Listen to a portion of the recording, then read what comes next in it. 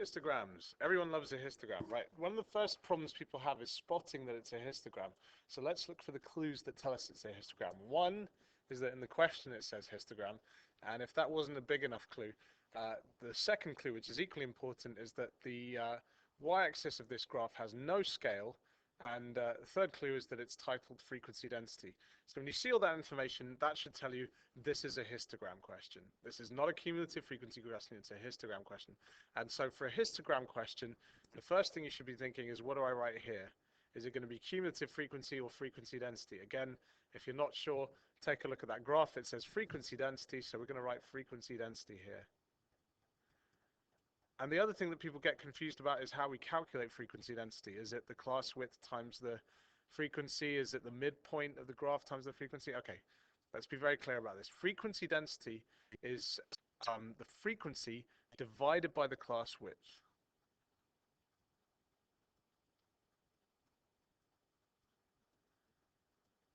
The one way you do the midpoint and times it by the frequency, that's when you're working out the estimate of the total value so you can work out the mean.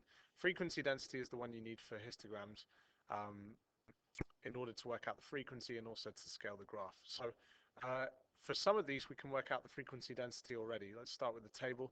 For this one, we've got 1200 as the frequency. We've got the class width is 3 to 3.5, so that's a half. So 1200 divided by a half is 2400. Here we've got 800 divided by a half again, so that's 1600. And here we've got 1440 divided by 1 half. Why is it 1 half? That's the class width, 4.5 to 6. We've got 960. So those are our frequency densities that we can start with. Why do we need to start with the frequency densities? Because we need to put a scale on this graph in order to work out everything. So are any of those 3 bars already on the graph? Well, 4 to 4.5 one is, and the 3 to 3.5 one is. So we've got 2 ways of scaling the graph. We know that that is 2400, 2400 I should say, and that is 1600. So that's one large square, that's clearly 800. So we can scale the rest of the graph from here. It goes 0, 800, 1600, 3200 up here, 4000. So now that we know what the scale is, we can read off the scale and work out what the other values are. This one is 9/10 of that, so it's 9/10 of 800, which is 720. That's our frequency density for the first one. And then the 3.5 to 4 block here, if we read that off, so that was 720 on the frequency density. So this one is 8/10 of it, so that's 8 times 80, which is 640, added on 2400, so that's 3040. Knowing the frequency density, we can now go back and work out the frequency. If frequency divided by class width gives us the frequency density, then we multiply it by the class width to give us the actual frequency. So that would be 720, because the class width is 1, and here the class width is a half, so that would be 1520.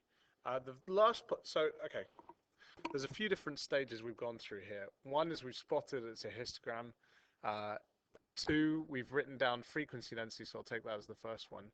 So I would put calculate frequency densities. Step 2 is you scale the graph. 3 is you complete the frequency densities, and hence the frequencies. And step 4 is you complete the graph. Well, there's one bar that we've missed out on the graph, and that's this one, the 4.5 to 6 one, which is frequency of 1440, which translated to a frequency density of 960.